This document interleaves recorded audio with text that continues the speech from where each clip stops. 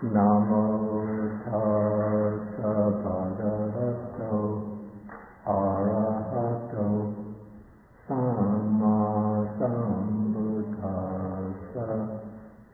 Namo tassa bhagavato arahato samma sambuddhassa. Namo tassa bhagavato arahato samma sambuddhassa. Good morning, everybody.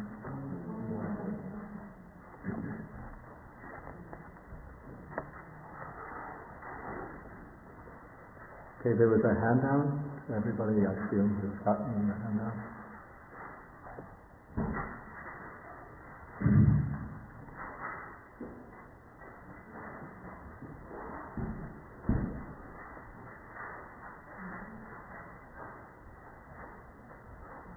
Okay, last week I put on the board a kind of table which shows the way the teachings on the development of insight in the early Buddhist sutras can be understood as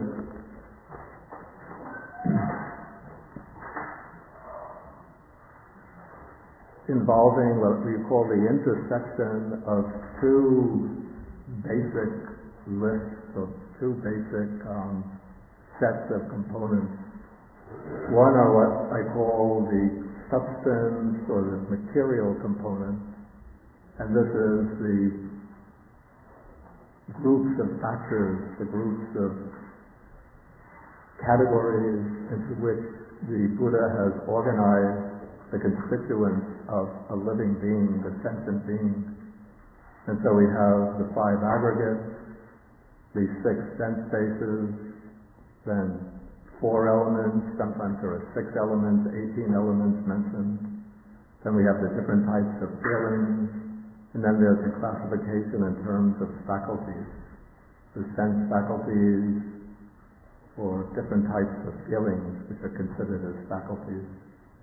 So one aspect for the development of insight is the material that one is working with, these categories of phenomena. The second aspect is what we might call the formal aspect, the patterns in terms of which one is to contemplate these phenomena. So the patterns function somewhat as a way of organizing these phenomena. Or we could say they give us a perspective from which to view these phenomena. And looking through the Nikayas, one finds various forms or patterns, but I selected some of the most prominent ones, 4 of the most prominent ones. One is what I call the 4 truth pattern. This is the pattern of the 4 Noble Truths. And so here, in the 4 Noble Truths, one takes suffering as the subject, and then one proceeds from suffering to its cause or origin, then to its cessation, then to the way leading to its cessation. But we can apply that same pattern to almost any phenomena. And so we can apply it to the 5 aggregates, the 6 sense bases. We don't find it explicitly related to the 4 elements, but we could do so. And so the feelings, faculties, they could all be viewed by way of the 4 truths. What is the factor? What is its origin? What is cessation? And what is the way leading to its cessation? The second pattern is in terms of the 3 characteristics: impermanence, suffering, non-self, anicca, dukkha, anatta. So these can be taken, each one of these could be taken individually and used as a point of view for examining the phenomena. But the most typical way we find in the sutras is putting all 3 together, forming a sequence from what is impermanent, that is dukkha or bound up with suffering, and what is impermanent, bound up with suffering, cannot be taken as oneself, so it's non-self. Okay, a third pattern is the pattern, what I call the Gratification Triad. That is 3 terms which begin with gratification. So gratification, the danger or the unsatisfactoriness, and then the third is the escape or release. Okay, and then the fourth pattern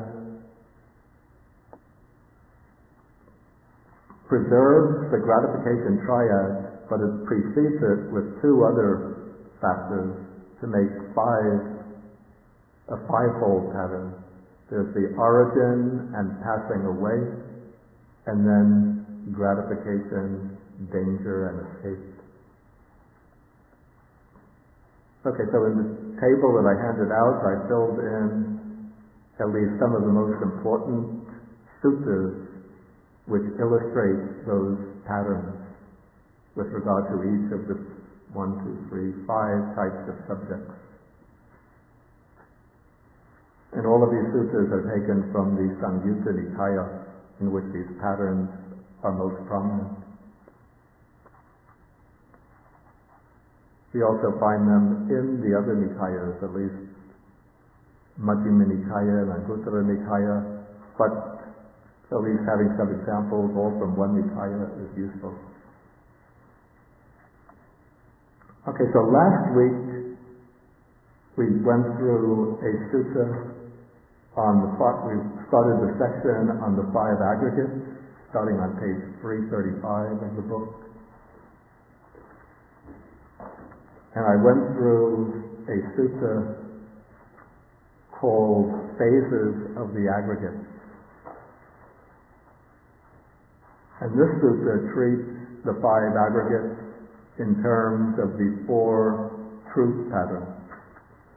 So we saw how the sutta takes each of the 5 aggregates, for example, beginning with material form, then it defines what is material form, gives a definition, then it explains the origin or the arising of form, its cessation, and then the Noble Eightfold Path as the way to its cessation. Okay, so now we're going to continue further, and we come to a sutta which occurs both in the Majjhima Nikaya and in the Samyutta Nikaya, which deals with, I call this a catechism or a question and answer session on the 5 aggregates. And so here we'll find various approaches taken to understand the 5 aggregates. Okay, so the sutta begins one time when the Buddha was dwelling in Savatthi, and then one monk, he's sitting together with the monks on the full moon night, and then one monk gets up from the assembly and he requests permission from the Buddha to ask some questions about a particular point. Okay, so the Buddha gives him permission, then the monk asks, well, he actually knows the subject, but he just wants to get confirmation. He says, aren't these the 5 aggregates subject to clinging? That is, the form aggregate subject to clinging, the feeling aggregate subject to clinging, the perception aggregate, the volitional formations aggregate, and the consciousness aggregate subject to clinging.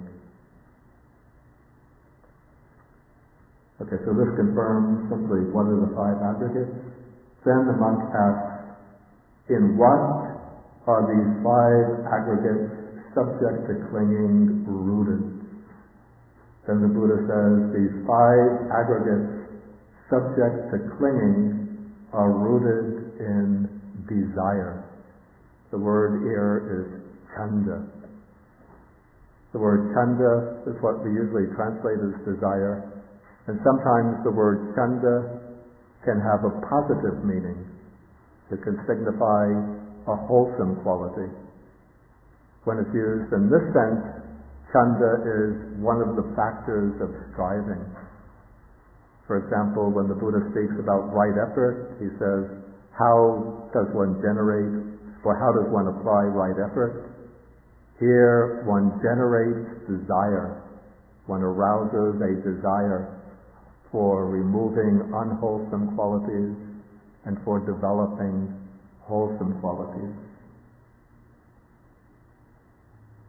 Okay, so the word chanda, desire, is sometimes used in a good, approving sense, one of the factors in the path. But the word chanda is also used in a negative sense, a sense in which it is equivalent to tanha, or craving. And so when we have this statement that the 5 aggregates subject to clinging are rooted in desire, here, what kind of desire is intended? What kind of desire is it? Yeah, the negative sense. It's the equivalent to craving. And so one could say that these 5 aggregates are rooted in desire. The text doesn't give a further elaboration of this, but the way I would understand it, based on the commentaries, that these 5 aggregates come into being because of the craving from our previous existence. That this craving is, you say, the force or the seed which brings the 5 aggregates into being. Craving is what drives the process of existence forward from life to life. And so as long as there is craving, then when death takes place, it will be followed by a new arising, by the arising of a new existence. And what does that existence consist in? It consists in some combination of the 5 aggregates.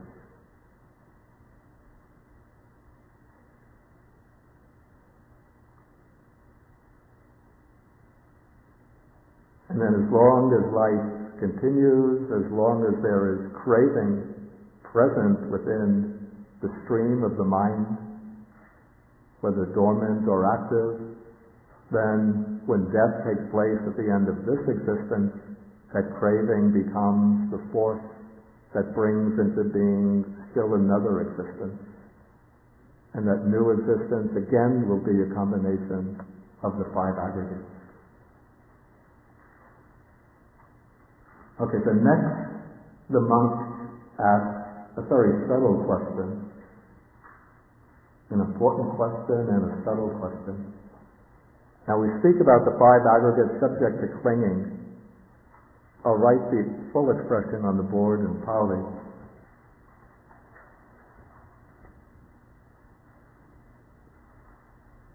Yeah, so the translation as 5 aggregates subject to clinging is something of, let's call this an interpretive translation. But if we take the actual Pali expression, it's pancha, which means 5, upadana means clinging, and kanda means aggregate. So literally it's simply 5 clinging aggregates. And so this monk was probably puzzled by this expression, panchupadana kanda. And so he wanted to know whether clinging is the same as these 5 aggregates. So does panchupadana kanda mean 5 aggregates which are forms of clinging? In other words, is bodily form, physical form, is that a type of clinging? Is feeling a type of clinging? Is perception a type of clinging? Are the volitions a type of clinging? Is consciousness a type of clinging? So that all the 5 aggregates together are just 5 types of clinging. Is that the meaning he's asking? Or is the clinging something apart from the 5 aggregates? Something separate from the 5 aggregates? So we have the 5 aggregates as one thing, and then the clinging upadana is something separate from them that clings to them. But the Buddha rejects both of these alternatives. He says that clinging is neither the same as the five aggregates, subject to clinging, nor is the clinging something apart from the five aggregates, subject to clinging, but rather the desire and lust for them, that is the clinging there. Actually, that statement, maybe it doesn't seem to be perfectly clear, so I'll explain the intention.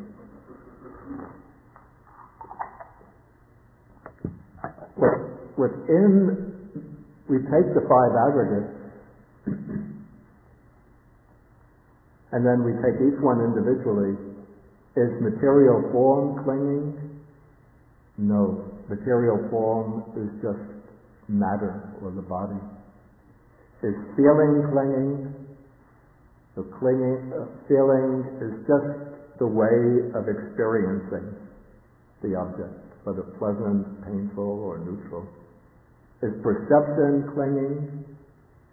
The perception is simply our way of registering the objects. Sometimes the distortions come in perception, but the perception itself is not clinging. But now when we come to the fourth aggregate, the aggregate of volitional formations, which is cetana, volition, this is where we find clinging. So clinging, of the five aggregates, clinging is a component of the aggregate of volitional formations. Clinging is a way of responding or reacting to our experience. So it's that aspect of volitional activity through which we grasp and cling to things, refusing to let go or resisting the act of letting go, trying to hold and preserve things with the idea that this is mine, this is I, this is what I want. And then consciousness is just the awareness that arises based on any of the sense bases. So the consciousness is not the clinging. So of the five aggregates, clinging is found in one of the aggregates. It's found in the aggregate of volitional formations. But the clinging that occurs in the aggregate of volitional formations grasps upon all of the five aggregates. So because of this clinging, one grasps. The clinging is desire and lust. Desire for what one doesn't have, chanda raga. The desire for what one doesn't have, and then attachment to what one does have. And so this is the clinging. One clings to material form, thinking this is mine, this is what I am. One clings to feeling, one clings to perception, one clings to one's volitions, and one clings to consciousness. So we have, this is the material or substance of clinging. The objects of clinging are the five aggregates, but within those five aggregates, within one of those five aggregates, the aggregate of volitional formations, we find the clinging that holds to them.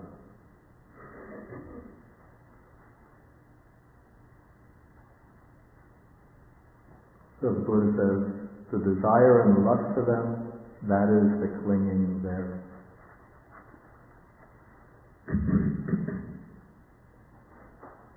Okay, then this monk asks, can there be diversity in the desire and lust for these five aggregates subject to clinging? Okay, so now the Buddha is going to show how this clinging works. So the Buddha says there can be, and how is it so? Here it occurs to someone, may I be of such form in the future. In other words, may I have such a body, such features, such a figure, and so on, in the future. May I be of such feelings, or may I experience such feelings in the future. May I have such perceptions in the future. May I have such volitional formations in the future. May I have such consciousness in the future. So in other words, the clinging in this particular passage, it's directed to the future. It seems to me actually that clinging can arise in regard either to past, present, or the future.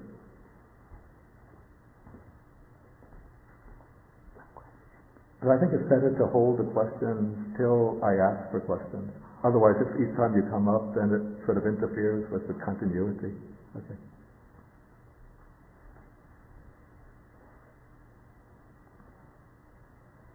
Okay, so there can be clinging directed to all three periods of time. At least this is my understanding. So certainly we have clinging directed to the past, don't we?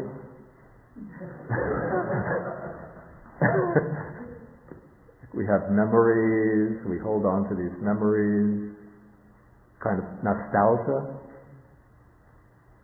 And then we want to always go back to these memories. Like the other day, or actually it was a couple of weeks ago, I found something interesting with Google Maps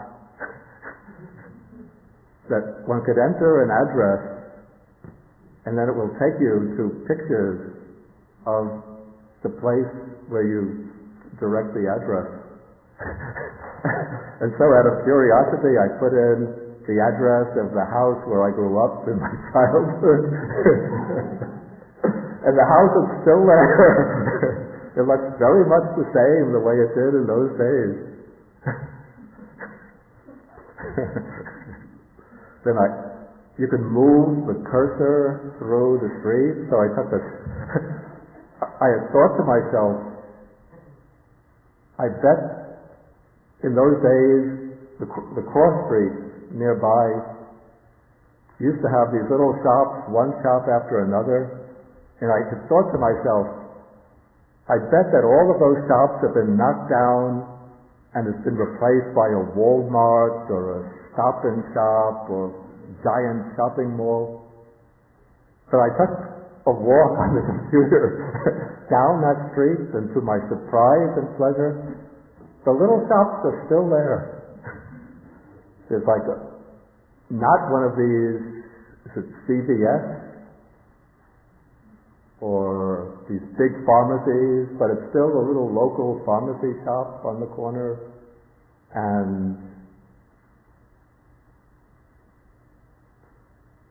a vegetable and fruit shop still there. It's not all been replaced by a big supermarket, and even there's a shoe shop there. I'm sure that it's probably the son or grandson of the shoemaker that was there when I was a boy. And they say shoes repaired. And I've been thinking, when I replace my shoes, there are probably no more shoe repair shops anymore. But now you go to the shoe shop, you buy the pair of shoes, and you use the shoes for a couple of years, and when they get worn out, you just throw them away and buy a new pair of shoes. But here's a shoe repair shop still there. This is Brooklyn, New York. Okay, anyway, this is just an illustration how the mind clings to the past. Okay, so then anyway, we all have plenty of memories that we cling to, and then we let the mind wander back into the past, sort of nostalgizing over these memories. Then we cling to the present. This is my beautiful Chinese cup with characters, 4 characters on it. It's actually not really mine, but maybe I'll take this back down to my room. I don't have a nice cup like this in my room.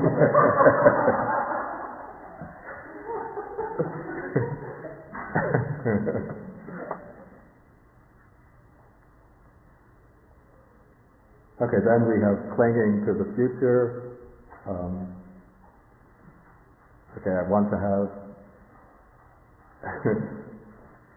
maybe to go on being beautiful and healthy for another 20, 30 years. Or then I think, well, I can't be beautiful in this life, but in my next life I will be a very handsome movie star or sports star.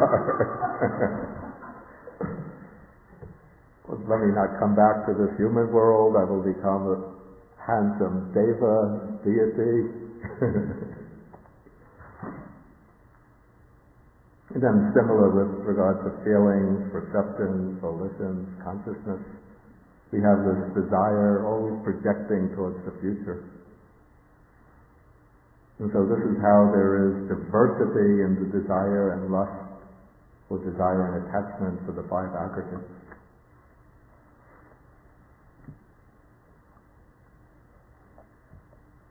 Okay, so now the monk asks the question, in what way does the designation aggregate, here he uses, of course he uses the Pali word khanda, apply to the aggregates.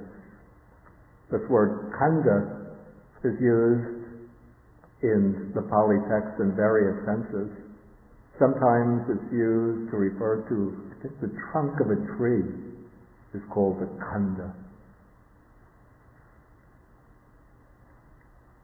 Sometimes it's used for a mass or a pile of things is called the khanda. And so the word khanda has the sense or suggests the meaning of that which is massive, or that which collects together a number of items. And so that is the sense in which the word is being used here. It's a heap or a collection of things. And so how should this be understood? The Buddha explains, whatever kind of form there is, whether past, future, or present. Okay, this is by way of the three periods of time. Internal, that's referring to oneself, or external, referring to the outer world or to other beings. Gross or subtle, inferior or superior, far or near, all of these brought together are called the form aggregate. Similarly, with regard to feelings, whatever feeling there is, past, future, or present, whatever perception there is, past, future, or present, and so on. Whatever feeling there is, whatever perception there is, whatever volitional formations there are, past, future, or present, whatever kind of consciousness there is, past, future, or present, internal or external, or so on, this is called the consciousness aggregate. Okay, so it's in this way that the designation aggregate applies to the aggregates. That is, we take all the instances, all the examples, all the different manifestations of whatever has the characteristic of form, and we put that all together and we call it, this is the form aggregate. Then we take every type of feeling throughout all periods of time, feelings of every type, every degree, every quality, bring them together under the heading of feelings. And so with perception, so with volition, so with consciousness.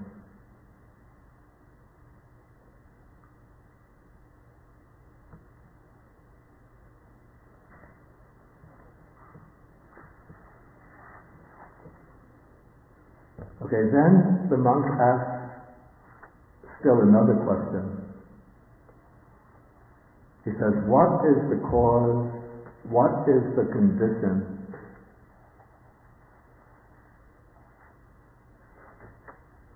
for the manifestation of the form aggregate? And then what is the cause, what is the condition for the manifestation of the other aggregates? Okay, we went through this last time in regard to the origin of each of the five aggregates.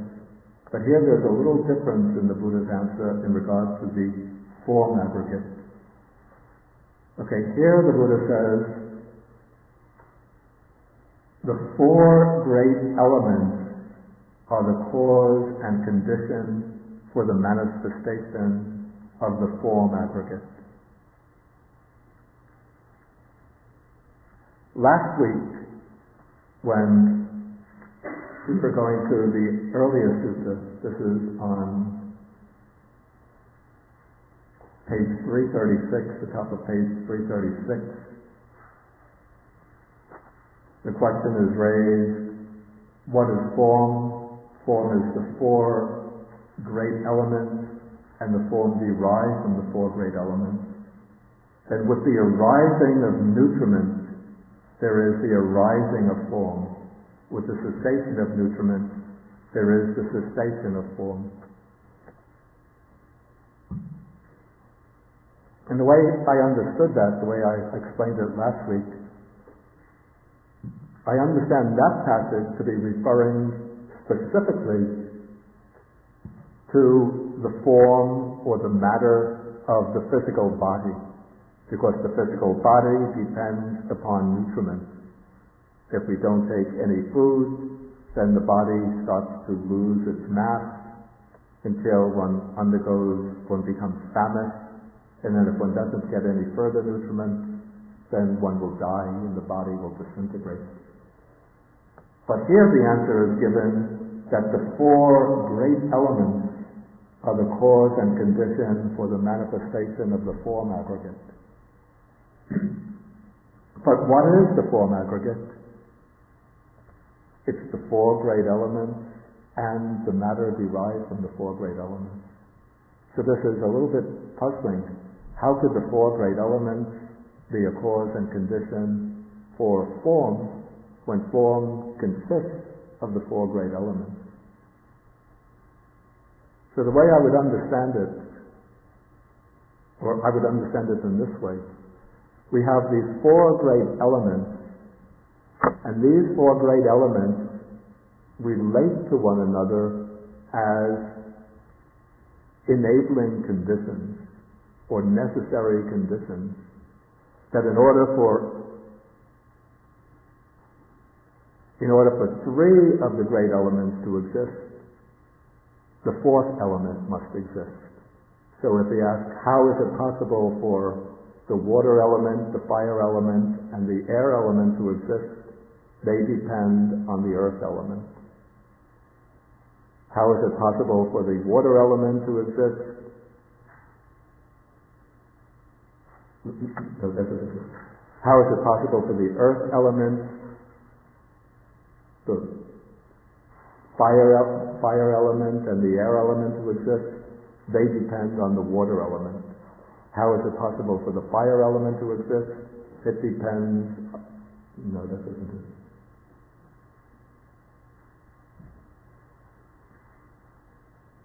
Okay, let's do it this way. How is it possible for the earth element to exist? The earth element depends on the water element, the fire element, and the air element. How is it possible for the water element to exist? The water element depends on the earth element, fire element, and air element. The fire element in turn depends on the earth, water, and air elements, and the air element depends on the earth, water, and fire elements. So all four elements are, in the Abhidhamma this is called Anyamanya Paccaya, which means mutuality conditions or reciprocal conditions. Each is a condition for the other. It's like four legs of the chair, or the chair stands because it has the four legs supporting it.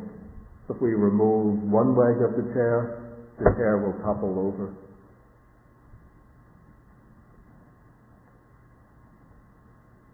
Okay, and then all of the derivative material forms, the form derived from the four elements, that all depends upon the four great elements.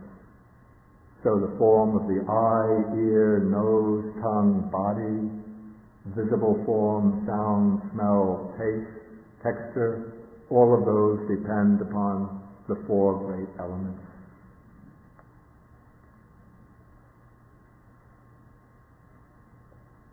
Okay, then what is the cause and condition for the manifestation of the feeling aggregate?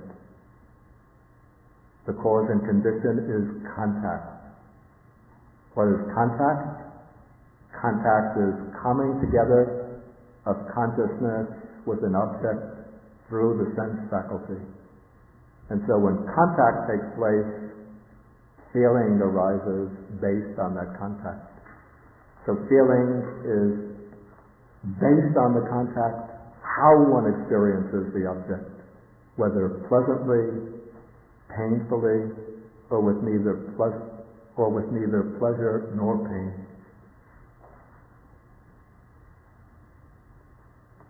Then contact is the cause and condition also for the perception aggregate. It's when contact with the object occurs that one perceives it. Contact is the cause and condition for the manifestation of the volitional formations aggregate. It's when contact with the object takes place that one responds to it, that one reacts to it in some way, that one forms intentions regarding that object.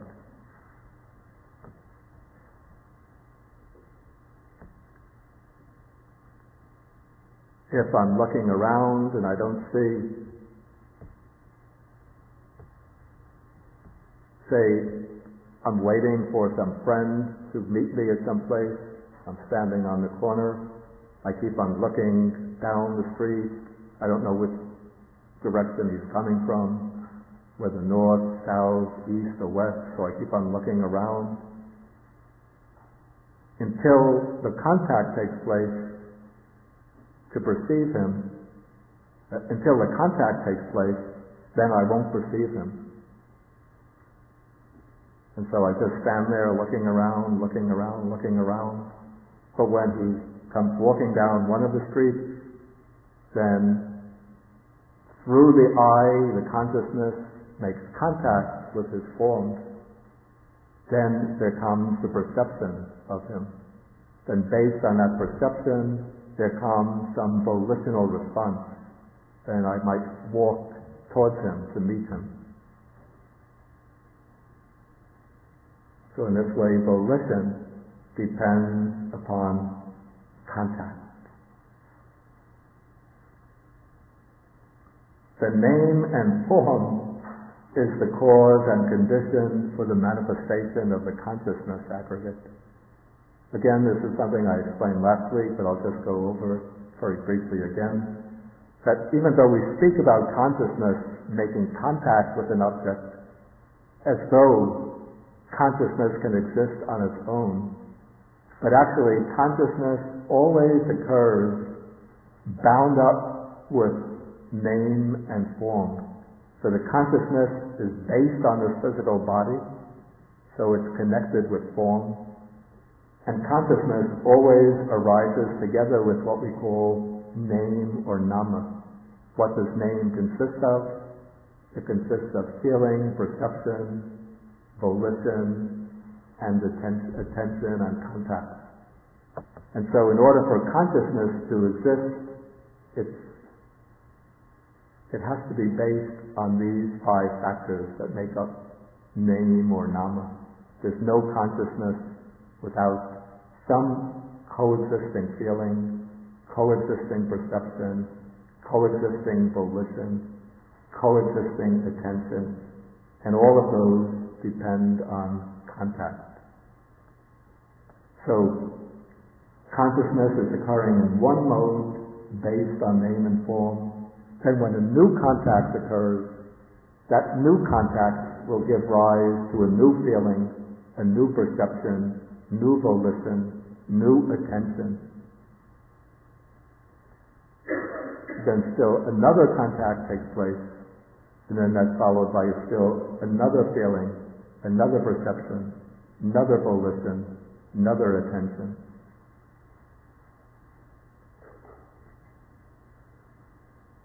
Okay, so when I look over the horizon, looking for my friend, at that time there's a consciousness making contact, and it's having perceptions, but I'm perceiving the street with other people that I don't know walking up and down, but I don't have the contact with the phase or form of my friend.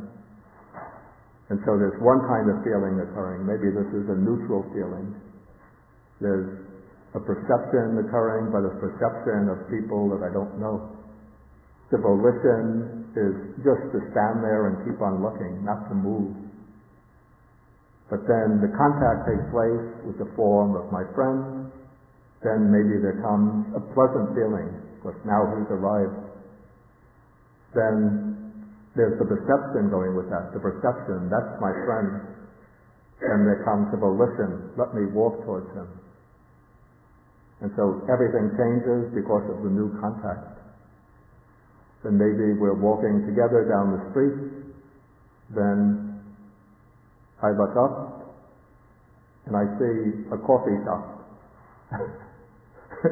So new contact. And so maybe he says to me, would you like some coffee? And so I say, okay, let's go in. Okay, so there's new contact, so everything changes. New feeling.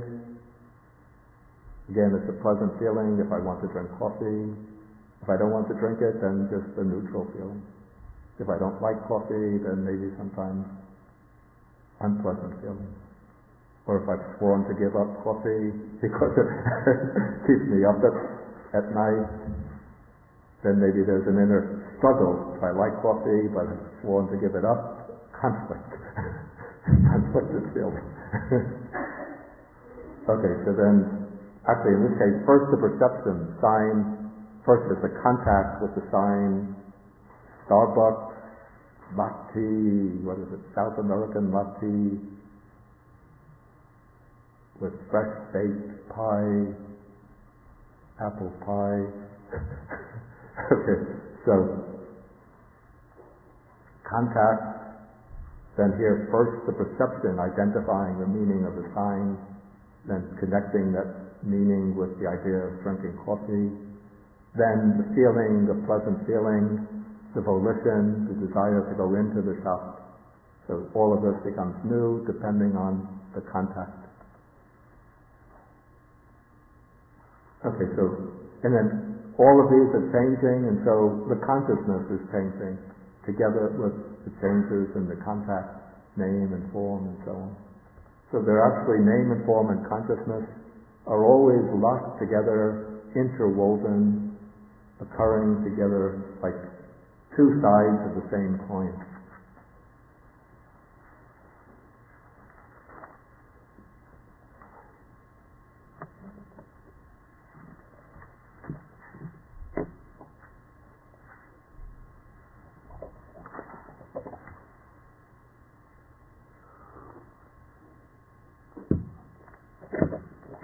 Okay, now the monk asks a very important question. He says, how does identity view come to be? This is one of the most important terms in the Buddha's teaching. In any translation, it's somewhat inadequate.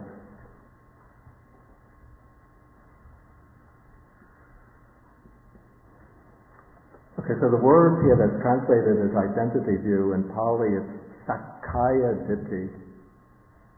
Okay, the word Ditti means view. That's no problem. That's pretty straightforward. But the problem is this word Sakkaya. The word Sakkaya comes from, the main part of it is Kaya, which means body. And then it has a prefix, Sat, which means existing. So literally, Sakkaya is existing body, or the substantial body. But it doesn't refer just to the physical body, but it refers to the entirety of the person, the living being. And specifically it means the living being or the person viewed as the combination of the five aggregates, or the compound of the five aggregates. And so this is a word that occurs frequently in the early suttas. And so it's the way the Buddhist texts view the living being. They view the living being as being a composite entity, an entity that is always, the components are always functioning together. One can't isolate feeling, perception, the volitions, and consciousness and put them into little boxes and then say, take one out and say, this is a feeling separate from the rest of the other aggregates. That's why I think sometimes popular preachers illustrate the idea of the five aggregates by the simile of a car or a bicycle. So you can take a car apart and say, this is the carburetor, these are the pedals, this is the handle, this is the transmission, this is the exhaust pipe. And you still have the pedals, the the steering wheel, the carburetor, the transmission, and so on. Because of the car, we put them together and then you get a functioning car. But we can't separate, if you separate feeling, perception, volition, consciousness, you'll be left with just a dead body, not a living being. But when we look at the individual, the person, with this analytical eye, we can see that the person is a functioning unity with five different aspects. And so, from a particular perspective, we can look at these five aspects as distinct. But we shouldn't think that somehow you just take the body and put in a feeling, put together a perception, take some volitional formations, lock them, tie them in, and then wrap the whole thing up in consciousness, and then you get a living being. Okay, so Sakkaya is this functioning unity of the five aggregates. And then, regarding Sakkaya, one forms a particular view, and this is the view that, according to the Buddha's teaching, is at the root of all suffering and bondage. And that is the view of a truly existing self. So now the monk is asking, how does identity view come to be? In other words, how does one form a view of a truly existing self with regard to these five aggregates?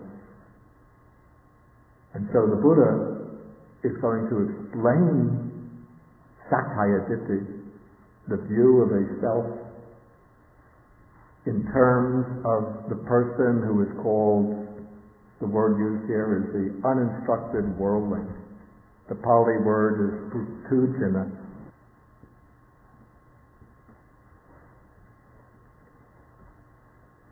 The word Puttu means many, or common, or ordinary.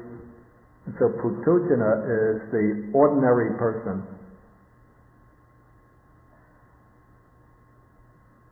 And this means the person, the ordinary person or the common person, the person who is uninstructed, which means somebody who hasn't listened to, absorbed and digested the Dhamma, the teaching of the Buddha, who is not a seer of the Noble One, who doesn't have regard or respect for the noble persons, the ones who have reached true realization.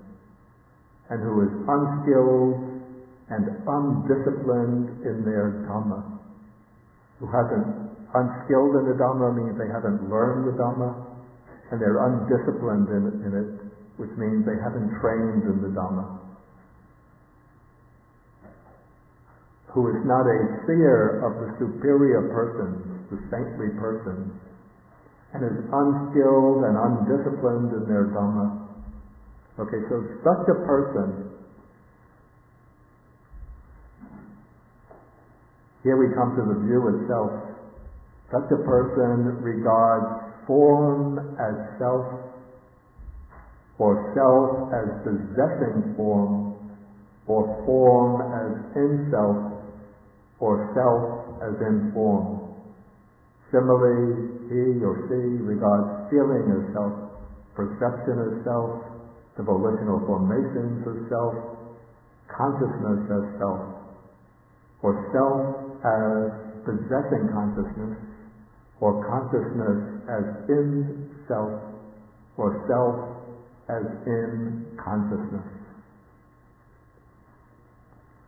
So when we look at this passage, we can see that there are 20 forms, or 20 modes, that Sakkaya Ditthi, the identity view, can assume. We take any one of the 5 aggregates,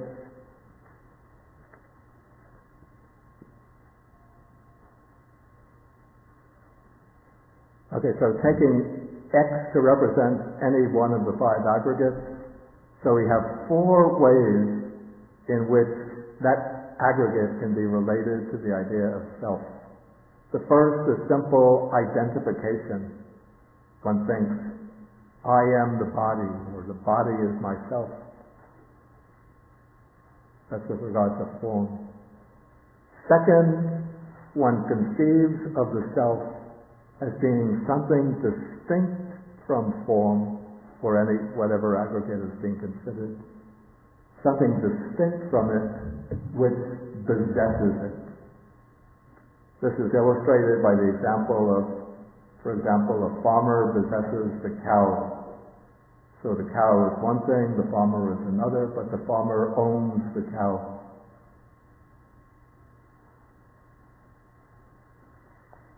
Of course, the cow might object and say, I own the farmer.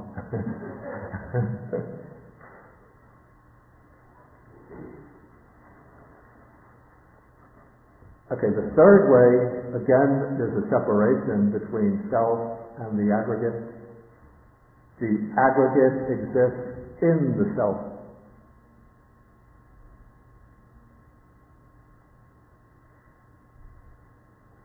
This would be the conception of some kind of vast, all-comprehending self. These were kind of views that were common during the Buddha's time. And then the particular aggregate, whether the body, feeling, and so on, exists enveloped in, embraced by that vast, infinite self. And then the fourth way of conceiving it is that the self is in X, within the aggregate.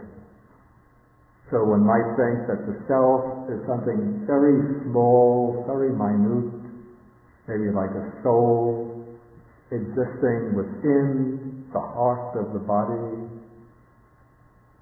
or one thinks of the feeling, perception, the volitions, the consciousness as things which envelop and embrace the self.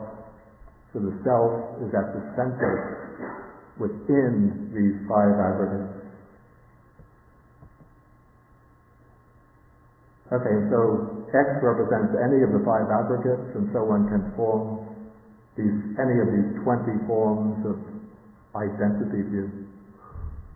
And probably there are ways to combine these 20 so you get a vast number of many more types of identity view. But these 20 are just the 20 basic types.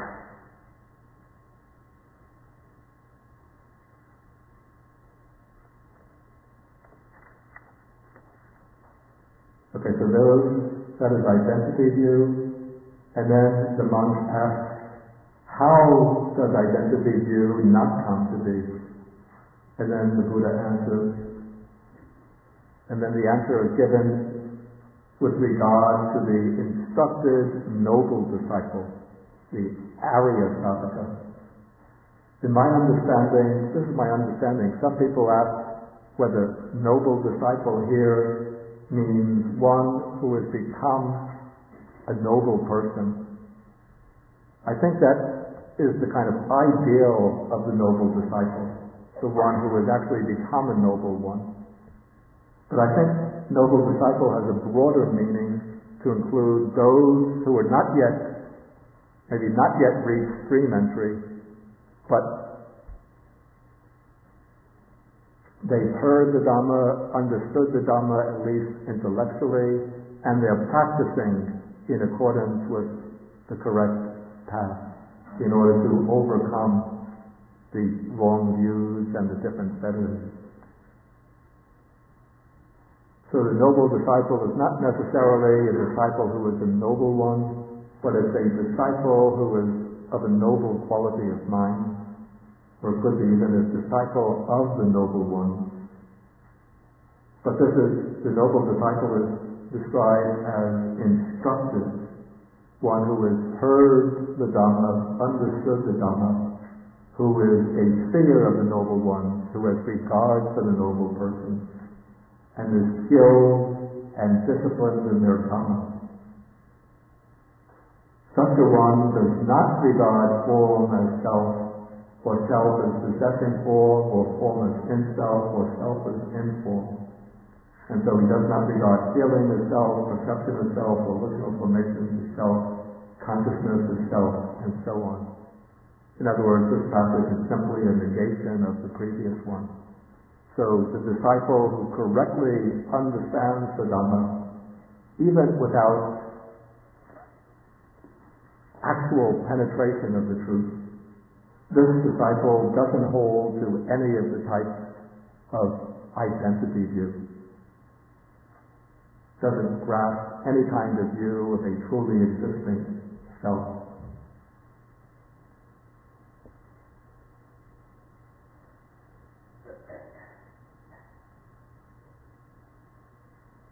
Maybe before going further, I'll pause and ask whether there's any questions at this point. But before you ask your questions, let me take the written question first. The written question says, does the consciousness cling to nama rupa, to name and form, as its object?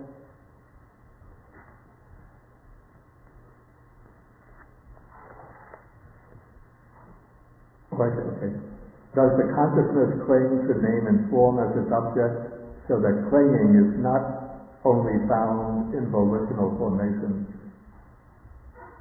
I think technically one would have to say that the clinging itself is found in the aggregate of volitional formations, but when the clinging is occurring in the volitional formations, then all of the other aggregates are in some way involved in that clinging, but the clinging itself belongs to the aggregate of volitional formations. That's my understanding.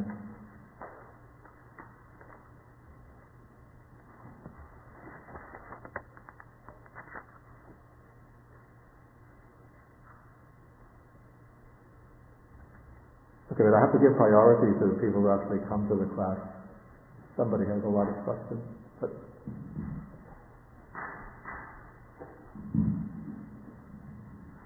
in terms of the five aggregates and the different realms, you were saying that they appear in different combinations? Yeah. So let's say in the formless realm, you still have... Oh, yeah, okay, this is a good question. Whether in the formless realm one still has form. Yeah, I didn't want to make all of the possible qualifications, but there is that important reservation that in the formless realm, the form aggregate drops away. And so, in the formless realm, one only has the four mental aggregates: consciousness, feeling, perception, volitional formations, and consciousness. There's no body, no sensory form objects. Don't ask me to describe what it's like there. And page 307, you have some similes with the aggregate. And under the volitional formation, you have a banana tree trunk. I don't understand. On 3, what? 307, page 307. You have the 5 aggregates, and then you have similes. Oh, I see. Yeah, I see. That's already on the chart. A banana tree trunk. Yeah, I'm going to come to that. That's the sutta from which those similes are taken is coming right up ahead. We'll get to that.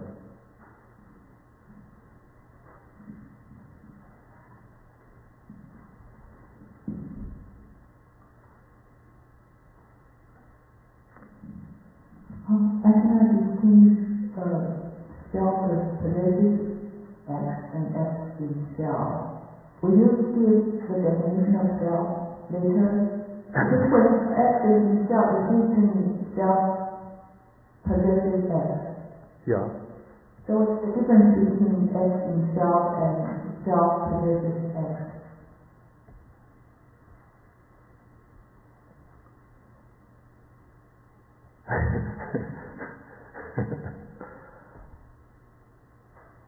I think it's possible to combine those two views. I don't think the views are necessarily mutually exclusive. So one could have the view of the self in X or X within the self, and also at the same time the idea that this X, which is either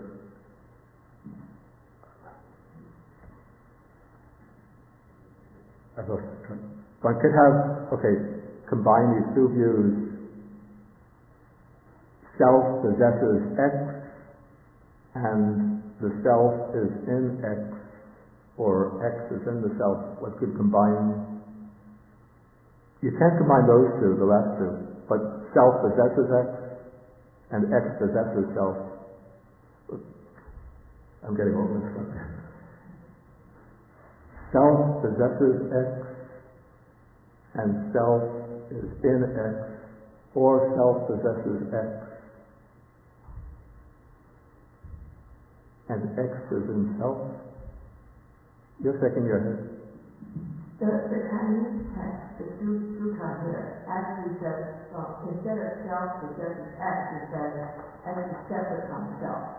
So in the sense that if you have something that is external to self, but anything external to self, I think from the Mahayana point of view, is something that can be possessed by self.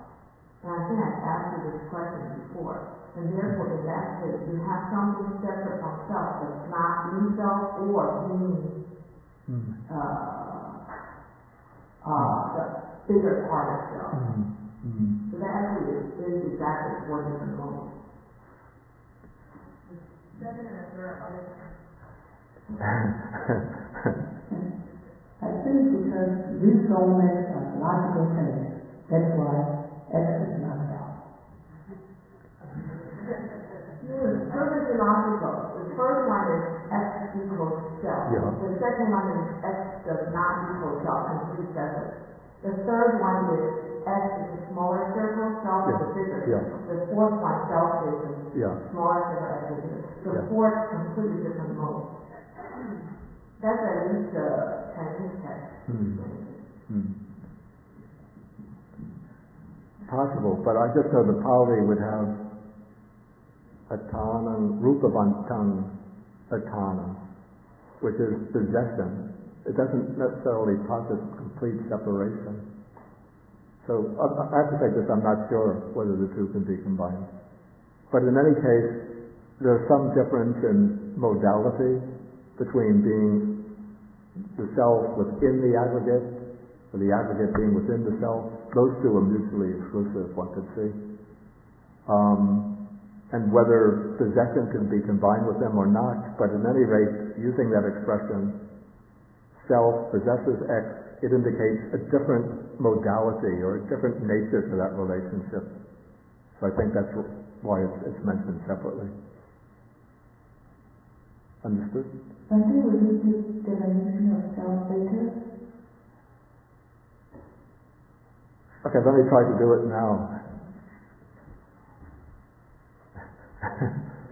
Because what's interesting, the text never really gives, the sutras never really give a formal definition of self. They always seem to assume that one knows what self means.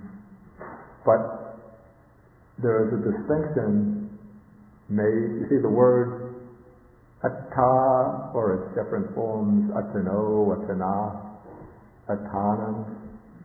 They're used in Pali in an ordinary sense to refer to oneself simply reflexively as a person, an individual, a living being, without any kind of metaphysical connotation.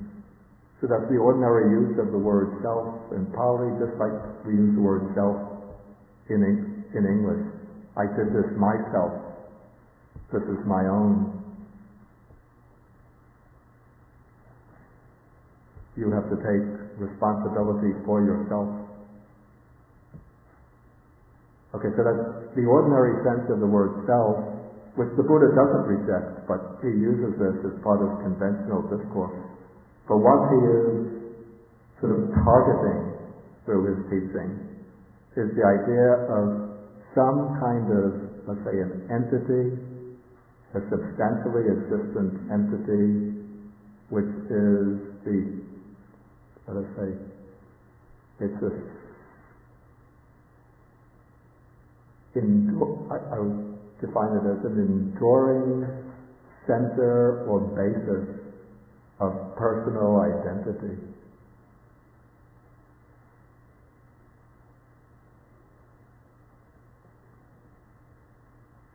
And so the idea of self develops out of the reflexive idea of I. This idea of I or I am arises because of ignorance. It arises based on the functioning of these five aggregates.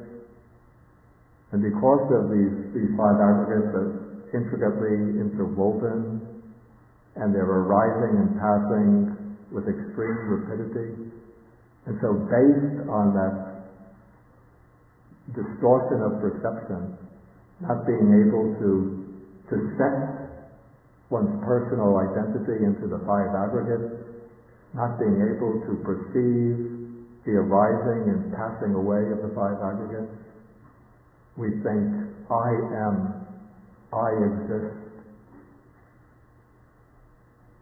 And that idea arises naturally and spontaneously because of the ignorance. And that is what's called the conceit I am, asmimana. But then because this idea of I is occurring repeatedly, I did this, I felt that, I want this, I don't like that, I see, I hear, I smell, I taste, I think. Because the idea of I occurs like this, one concludes, or one becomes convinced that there is some kind of self, some kind of lasting basis, enduring basis for this idea of I. And this idea of an enduring basis or a solid core of personal identity, that is the idea of self.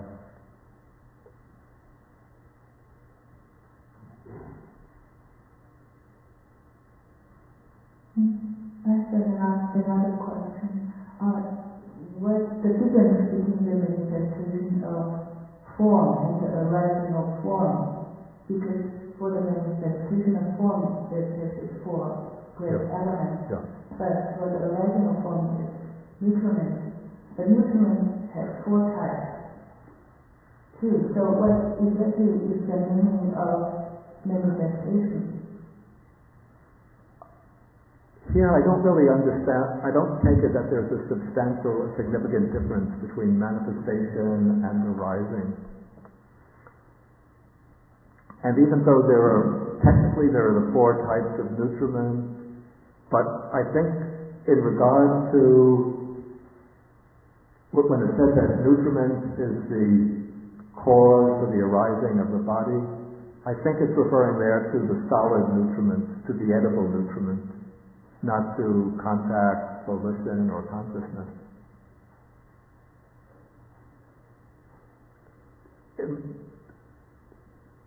As I said earlier, the way I understand the difference between these two passages, the earlier one is referring to the form as the physical body, the organic body, since that depends on the nutriment. Whereas the later passage, the passage that we just went through, is referring to form in a very general sense, whether form of the body or external material form of inanimate objects. Of course, all this form is made up of the four aggregates, the four elements. That's the way I understand it.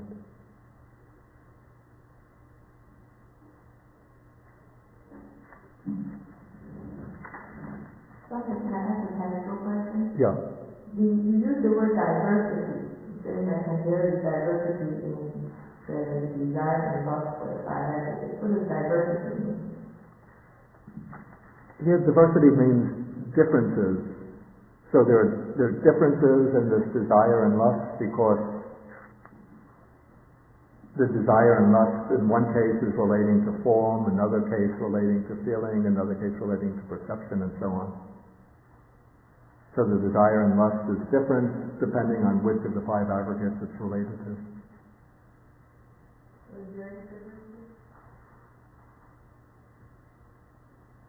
I don't think the text answered that question if there is any diversity.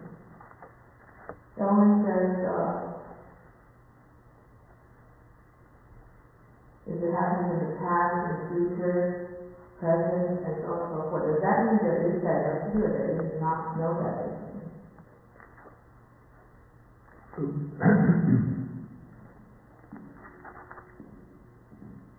You're referring to the passage at the top of page 339?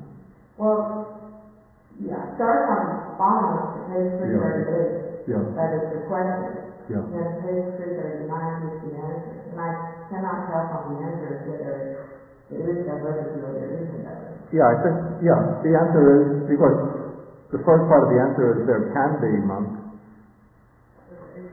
And then this is the diversity or apparently this is the diversity with regard to each of the different aggregates.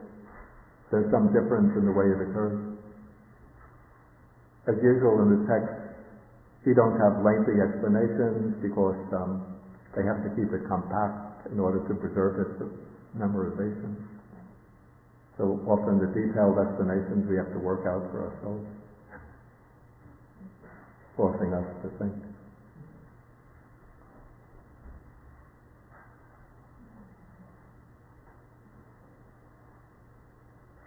Yeah, please.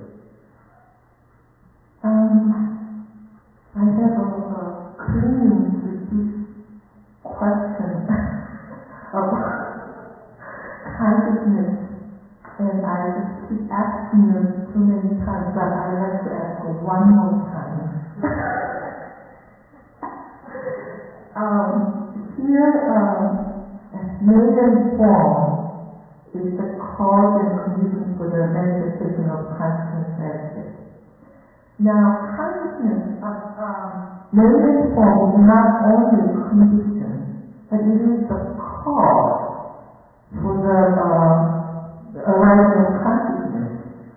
Because to me, this really tells me that there's a difference of rebirth linking consciousness, and you mentioned from the Buddha Nikaya, the consciousness coming from it just does not go together.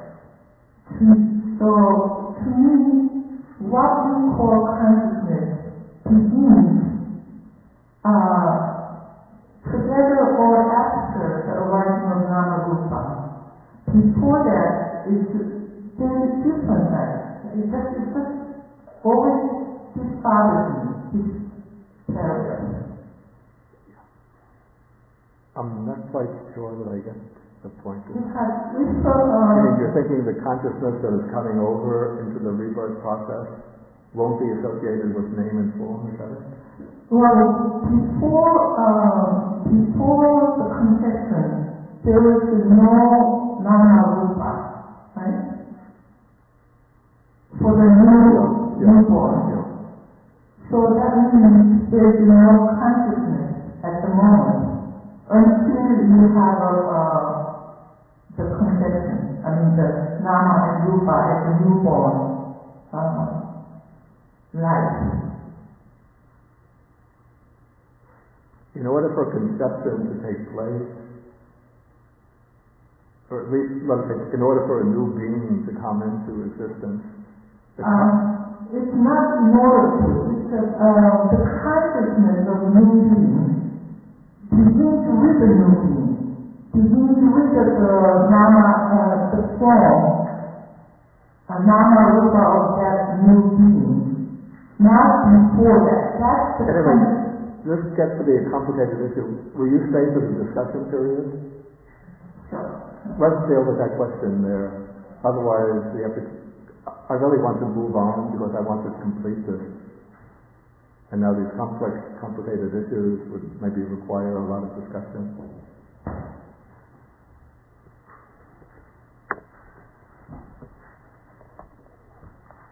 Okay, let us go on.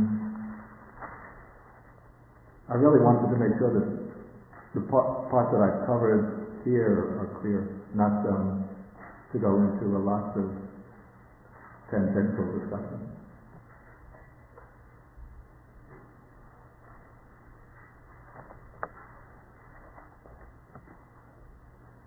Okay, so now the monk raises another question, and this question takes us to one of the patterns that we have on the table.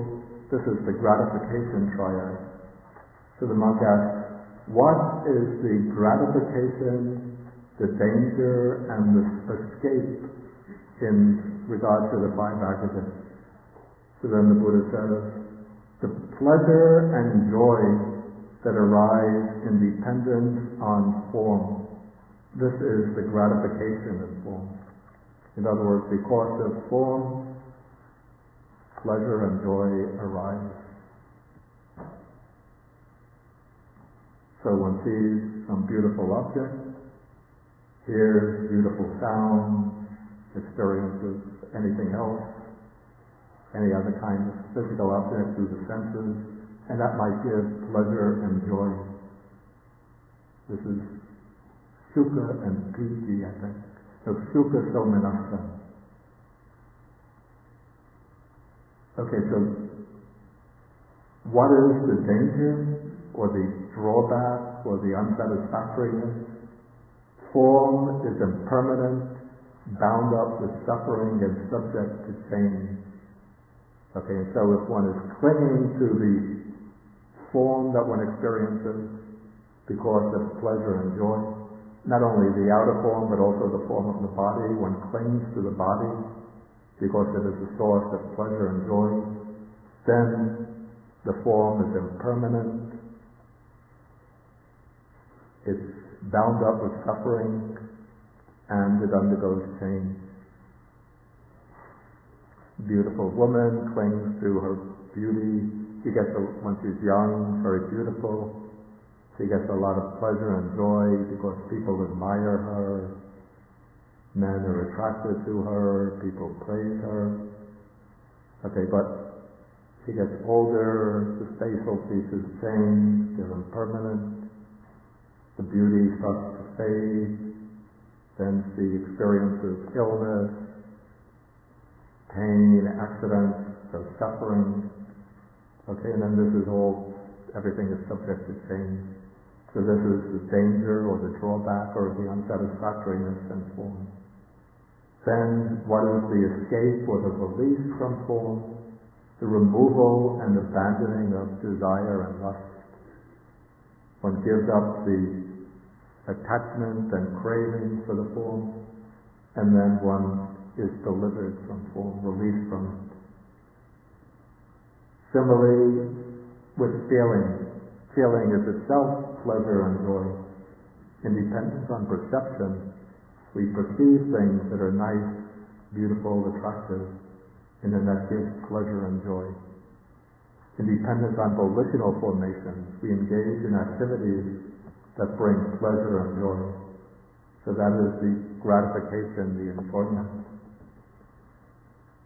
Then through the senses we cognize, through the eye, ear, nose, tongue, body, and mind. And through that cognitive activity, we experience pleasure and joy. So this is the gratification, the enjoyment, and consciousness. So gratification or the enjoyment arise, but then what happens is we cling to these things that give us pleasure and joy. And we cling to the pleasure and joy. But these things are impermanent, bound up with suffering, subject to change. That is the drawback in them. And then the release from them is removal and abandonment of desire and attachment. It's not the removal and abandoning of pleasure and joy. One could still experience pleasure and joy through the senses, through the higher mind, but without attachment to that, then one doesn't undergo misery and suffering.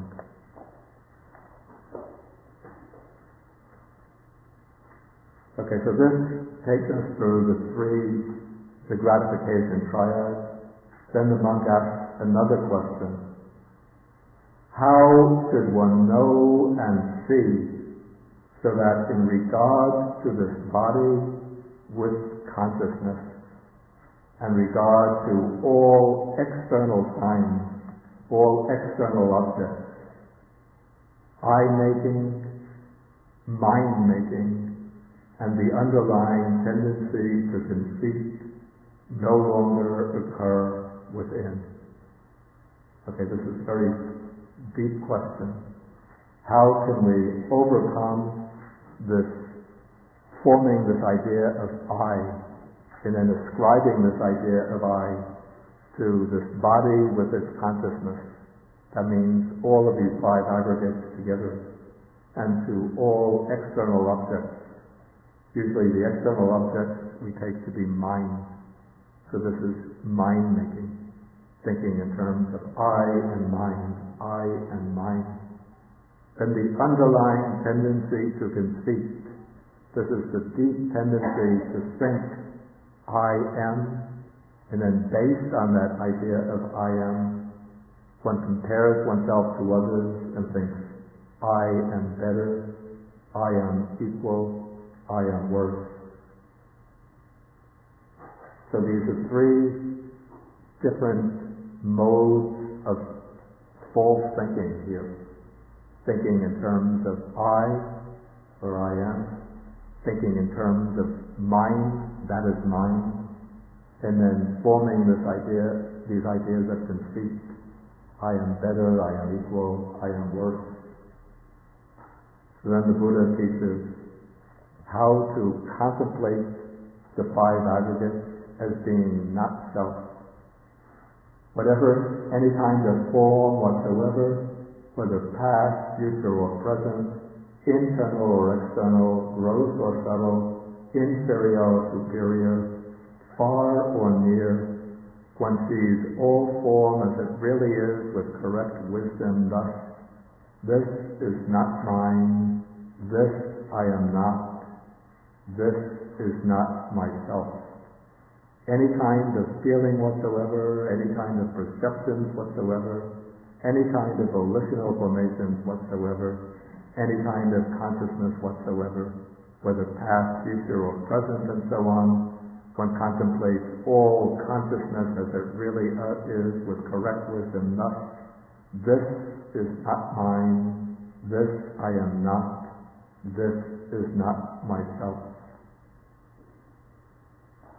So contemplating this is not mine, this knocks out this tendency to mind-making.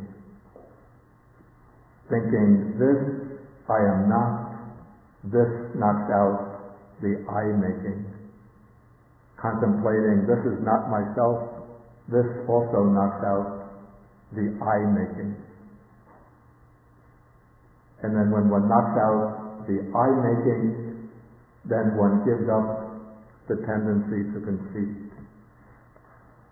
And so when one knows and sees thus, then in regard to this body with consciousness, and in regard to all external signs, all external objects, I-making, mind-making, and the underlying tendency to conceit no longer occur within. Okay, so a person who is completely liberated in mind, will that person still think I or mine?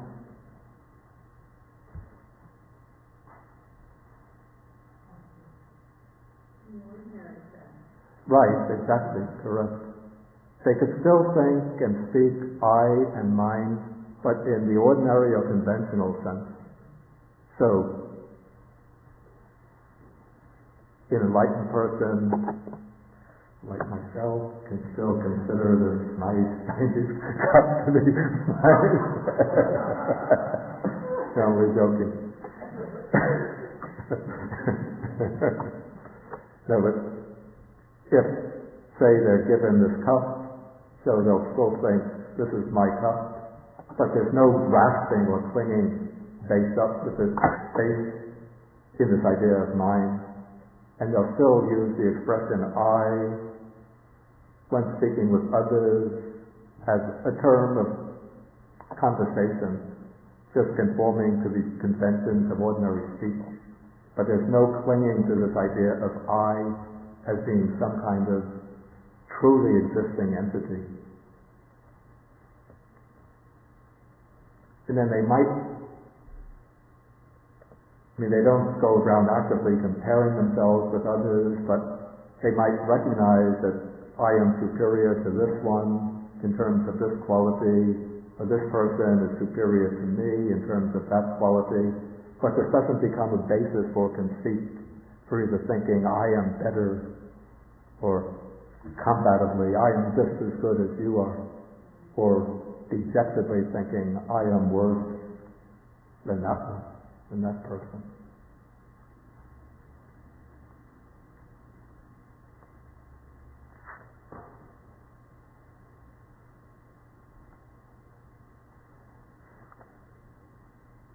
Okay, any questions on what I've just covered now?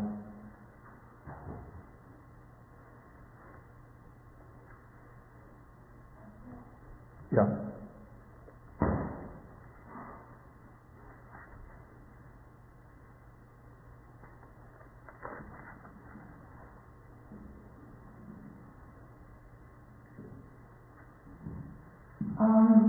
Regarding the I-making, for the uninstructed wording, there are two ways of regarding sex.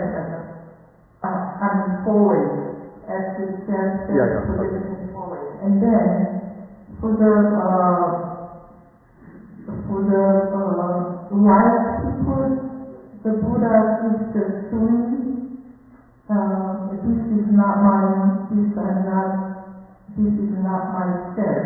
Yeah. So would you say the last one, this is not myself, that covers the last two of X is in sense of X is in X?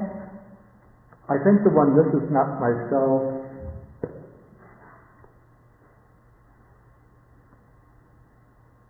I think it's intended to eliminate all the types, all the four modes of Sakkaya Ditthi. Okay, one applies it to each of the five aggregates. This is not mine, this is not I.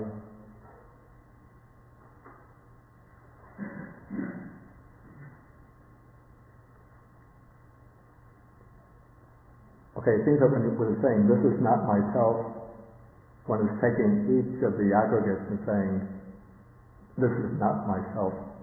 So it seems to correspond literally to the first of the four modes of Sakkaya Ditthi. Correct? But it seems to me that it's intended, when one contemplates all of the five aggregates, this is not myself, the intention is that it knocks out all 20 types of personality view, or of identity view. That's my understanding.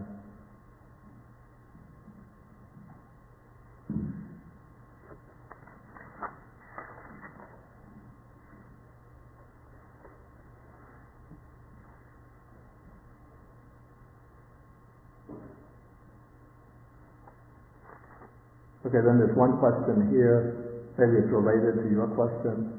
How does the first setter, the Sakkaya Ditthi, identity view, differ from the setter conceit, since identity view includes consciousness as self too? Actually, we come to this question later in the book, when we come to the chapter on the stages of realization, the planes of realization. This is dealt with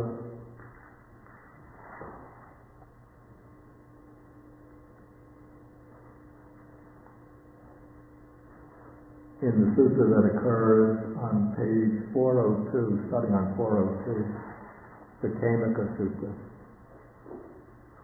So I won't answer that question now, since the question will be answered when we come to that sutta. I actually want to move on unless somebody has an urgent question. Okay, so we come now to the next sutta. This is called the Anattalakkhana Sutta, the discourse on the characteristic of non-self. And in the course of the Buddha's ministry, this was the second formal discourse that he gave. The first discourse that he gave is called Setting in Motion the Wheel of Dharma, Turning the Wheel of Dharma. In that sutta, the first sutta, the Buddha explained the Four Noble Truths. And after that sutta, his first five disciples all became Sotapannas, they all became stream enterers. So now the Buddha, a few days later, he taught the discourse on non-self for the purpose of eradicating all of their defilements and enabling them to achieve arhatship.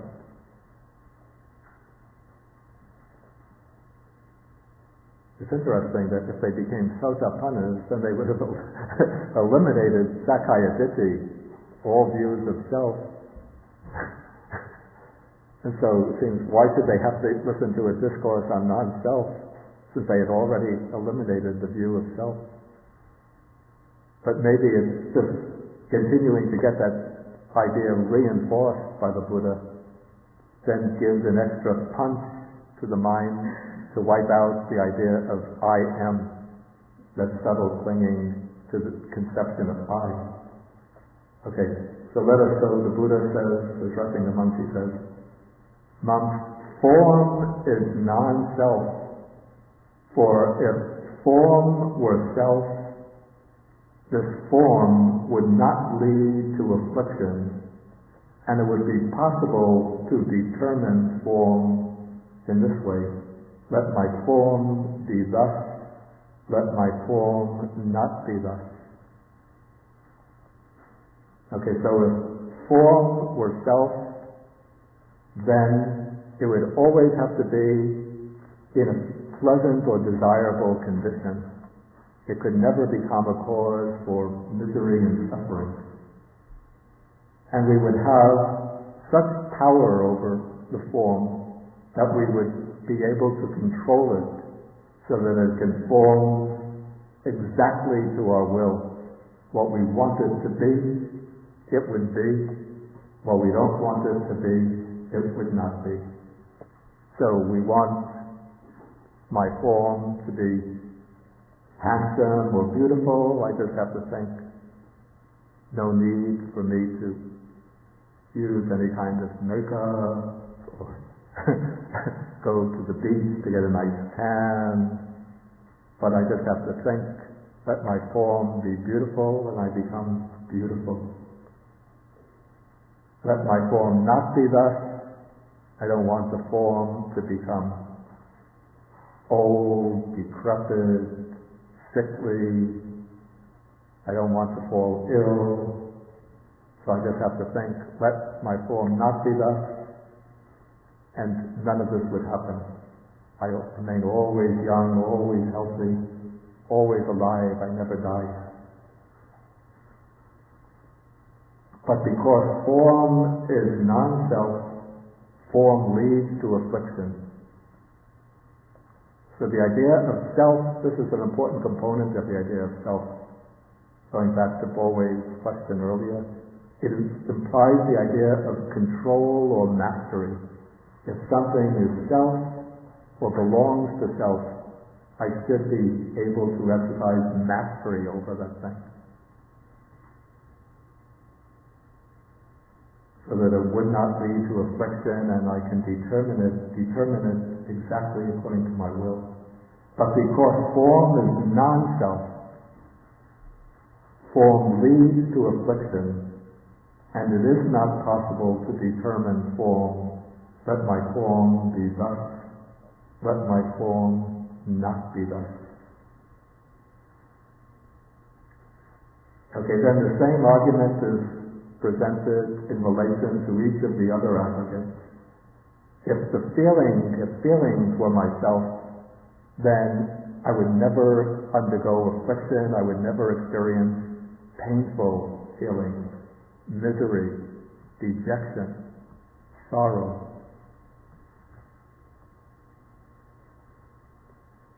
If feeling were myself, if perception were myself, I would never have to perceive things which are unpleasant and disagreeable. If volitions were myself, I would never will things that lead to my suffering or to any kind of misery for me in the future. If consciousness were myself, I would never know anything that was unpleasant or disagreeable. But because each of these things is not myself, then they lead to affliction, and I don't have this perfect control over them. So I could simply determine, let my feelings, perceptions, volitions, consciousness be thus, let them not be thus. Now it's very important here to prevent misunderstanding. This argument here doesn't mean that we don't have any degree of volitional control over the five aggregates. Because I can control my body within the limits of conditionality. If I want to be healthy, I can make the determination to take several walks every day, to do exercise, to eat right.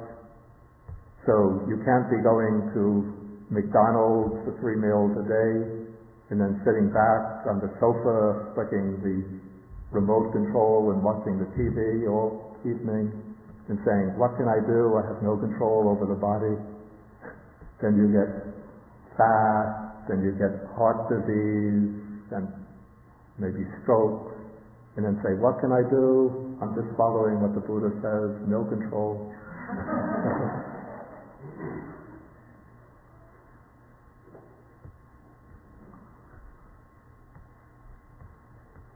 And then if you're like getting lazy and you don't want to go meditate, and so you want to continue watching the TV, and the time for the meditation comes, you can't say, well, the Buddha says no control over volitional formations. And so let me just continue watching the TV, but this program is boring. Let me at least exercise the volitional control to press the remote and change the station so I can get something interesting.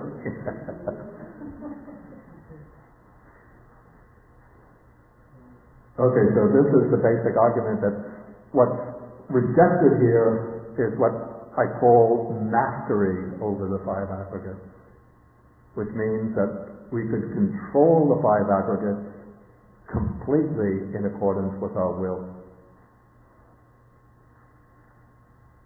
But if we use the process of conditionality, we could work on the conditions to change our 5 aggregates within limits, of course. I can never avoid growing old, falling sick, or dying. But within these limits, I could so direct myself so that I keep in good health, so that I can feel pleasant feelings by training myself in ways that lead to wholesome, pleasant feelings. I can train my mind, master my mind, and eventually liberate my mind. Okay, so this is, actually within the sutta we find 2 arguments for non-self. The first is based on this lack of control, lack of mastery. The second argument is based on the 3 characteristics. And here we come to the second of these formulas that I have on the table: impermanent, suffering, non-self. So what do you think? Is form permanent or impermanent? It's impermanent. The form, not only does it grow old, fall sick and die, but even from moment to moment, it's arising and passing, arising and passing. Is what is impermanent suffering or happiness? Here the word dukkha doesn't really mean suffering in the sense of feeling misery, but it's more the sense of being unsatisfactory.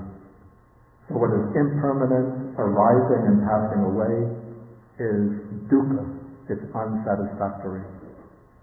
Arises, breaks up, arises, breaks up. Always changing, always in a process of becoming. So when it's impermanent, dukkha, unsatisfactory, and subject to change, always changing, is it fit to be regarded thus? This is mine, this I am, this is myself? Then the answer is no. Okay, so in a conventional sense, we can say these 5 aggregates are mine, this is what I am. But in the deep philosophical sense, we cannot say this. Because for something to be a truly existing self, it has to be permanent, it has to be bound up with pleasure, with happiness, and it cannot be undergoing constant change. Whatever is impermanent, always changing, is unreliable, insecure.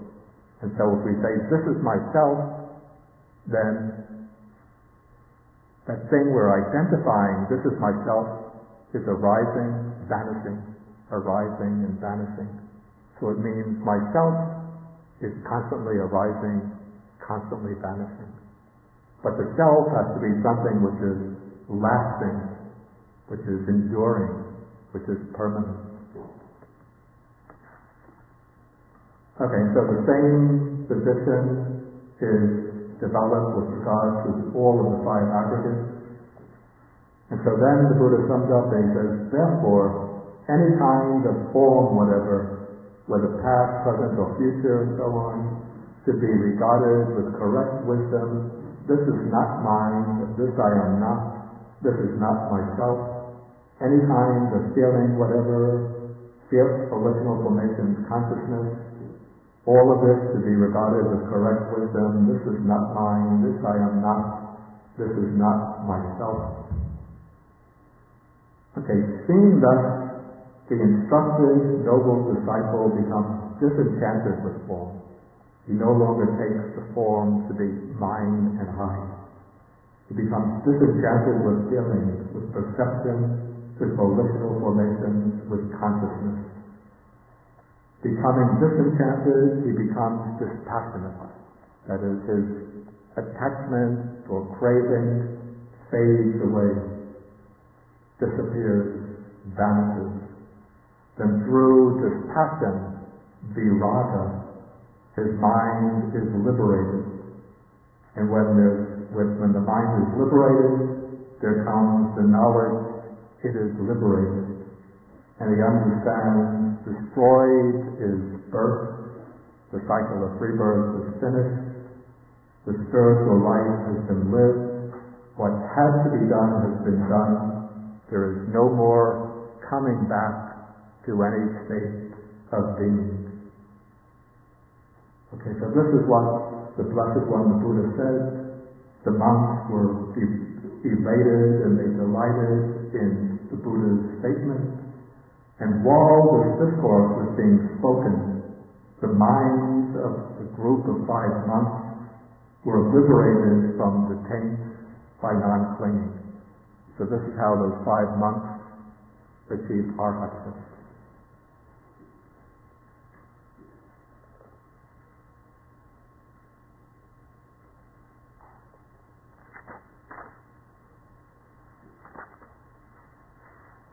Okay, I want to go on because I want to finish the section on the 5 aggregates today. I'm going to skip over paragraph D. I think everything in paragraph D, all the meaning you can understand based on what I've explained so far. Then we come to section E. This is the lump of foam. I included this because it gives these interesting similes for the 5 aggregates.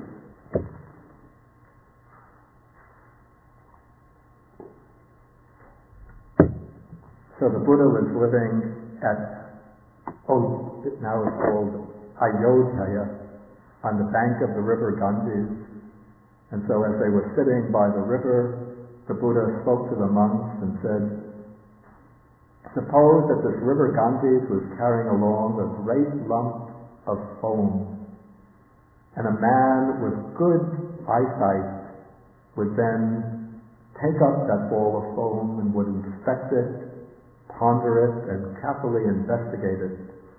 As he does so, it would appear to him to be void, hollow, insubstantial. So there's no substance, no essence in a lump of foam. And so, whatever kind of form there is, past, future, or present, and so on, a monk inspects it, ponders it, and carefully investigates it. And as he does so, it appears to him to be void, hollow, insubstantial. For what substance could there be in material form?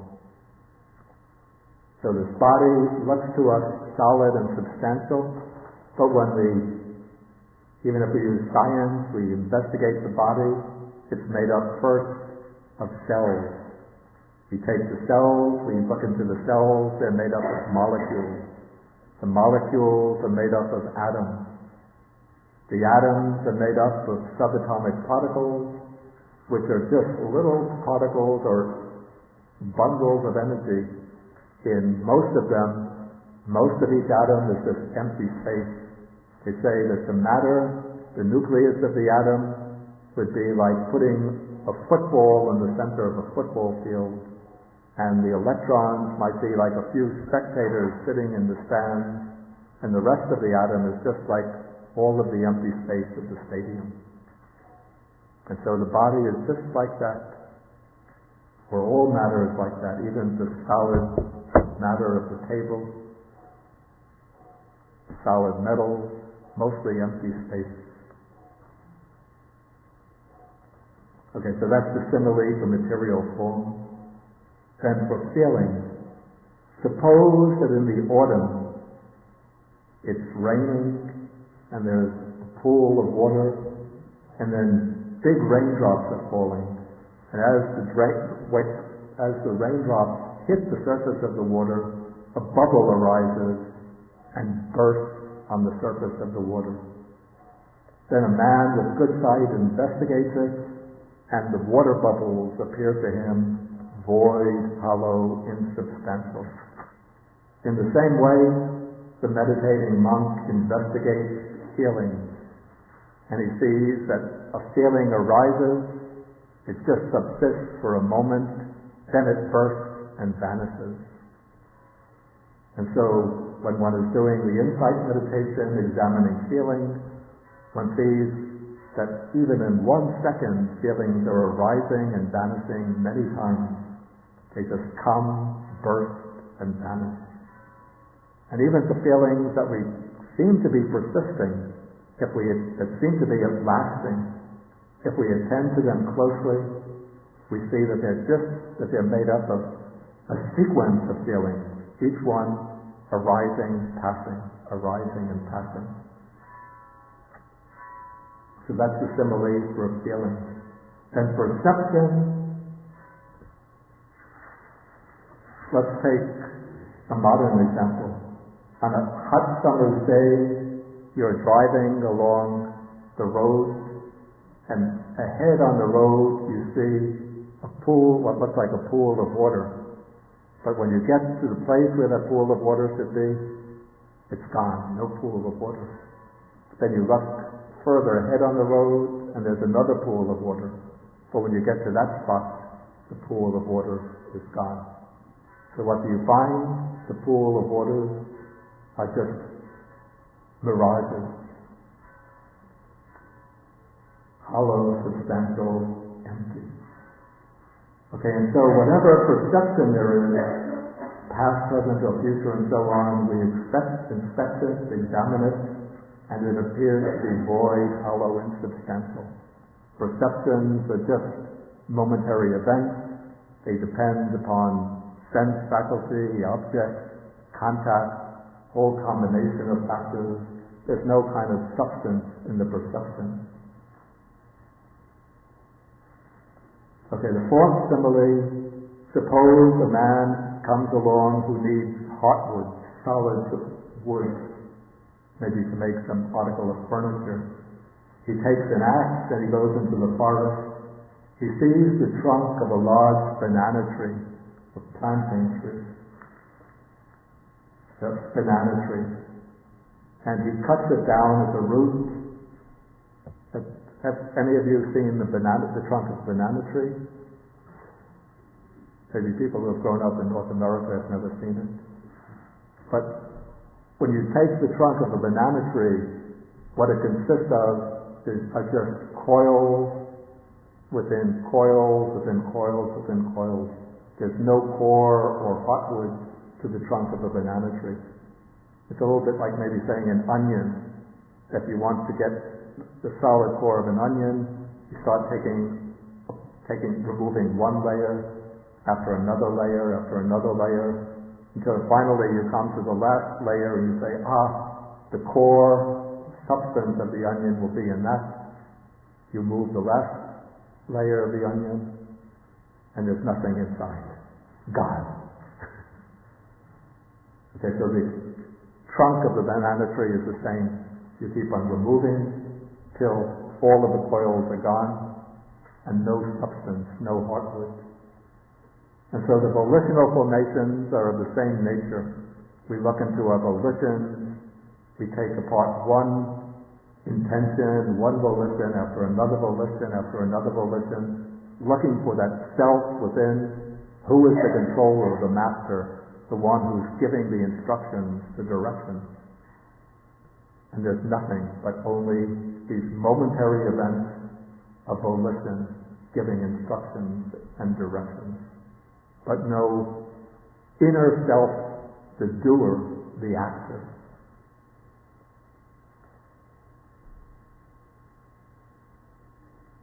And then the fifth is the aggregator's consciousness. And this is like a magician or a magician's apprentice. At a crossroads, he displays a magical illusion. The usual example given, he takes some straw, twigs, grass, makes a pile, then puts his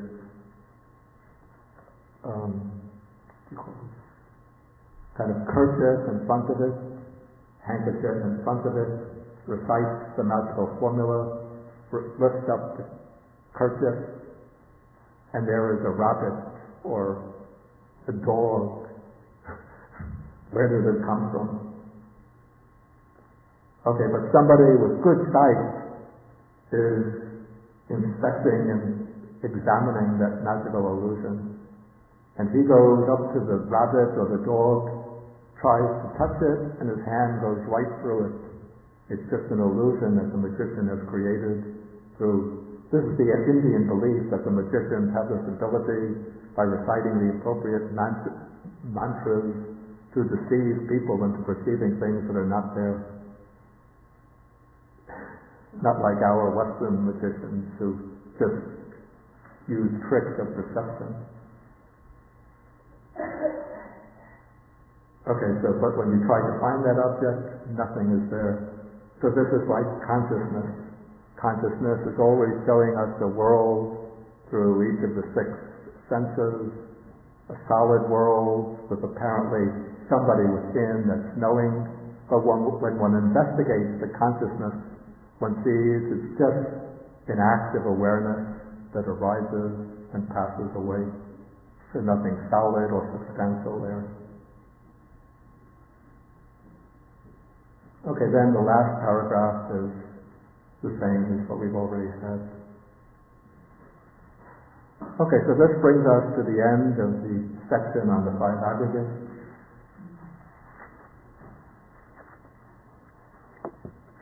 Any questions? Brief questions. Please. So I take the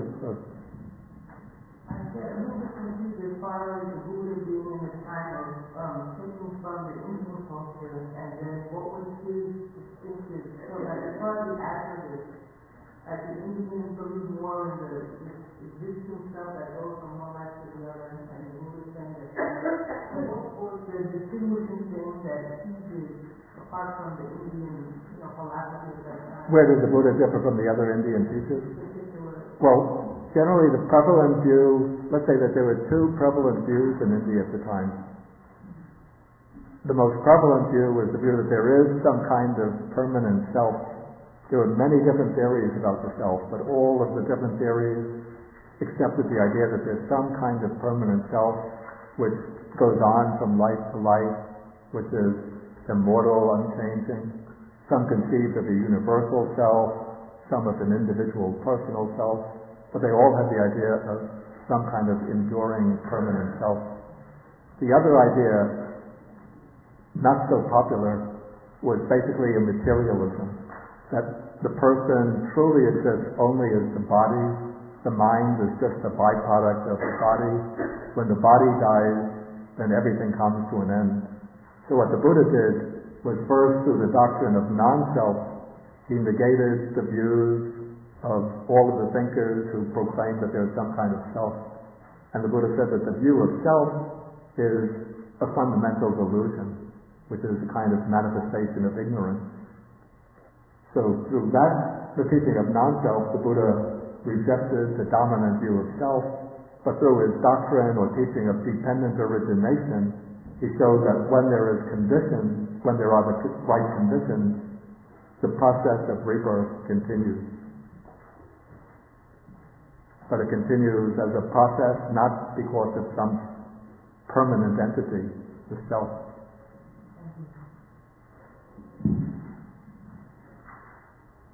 Any further questions on anything covered in today's class? Okay, then we'll stop now. We'll go for lunch and then come back here about 12 o'clock, and then we can discuss any other questions that you might have. Classes for the future, I'm going to make out the schedule, but I didn't get to do it yet. But the next class will be July 11th, then after that July 18th, and then I think August 2nd. I'm not so sure about the next class after that, but definitely July 11th, July 18th, I'll have the class here. And we go on continuing with this chapter. And next time I'll try to cover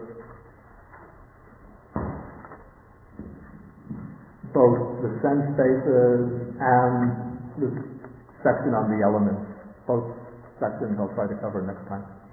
Yes, Tim? I'm Bodhi. You sent an email a couple of weeks ago again. And you showed also July 18th, 11th, 18th, and 25th. I said the 25th today. You mentioned also the second. Did the email say the 25th? Correct. Okay, then we'll have it those 3 Saturdays, Okay. 11th, 18th, 27th. Thank you. Thank you. Okay, so let us end with the sharing of the merits.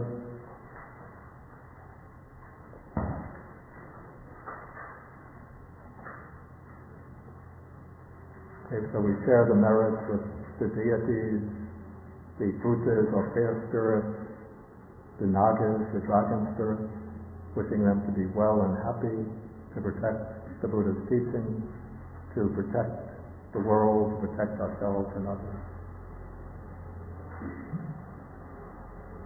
Akasa bhumata deva naga mahirtika punyantang anumoditva siram vakantu sāsanam. Akasa bhumata deva naga mahirtika punyantang anumoditva siram vakantu desanam. Akasa bhumata Deva naga mahirtika punyantang anumoditva sirang rakantu mang parang. You do this the short way.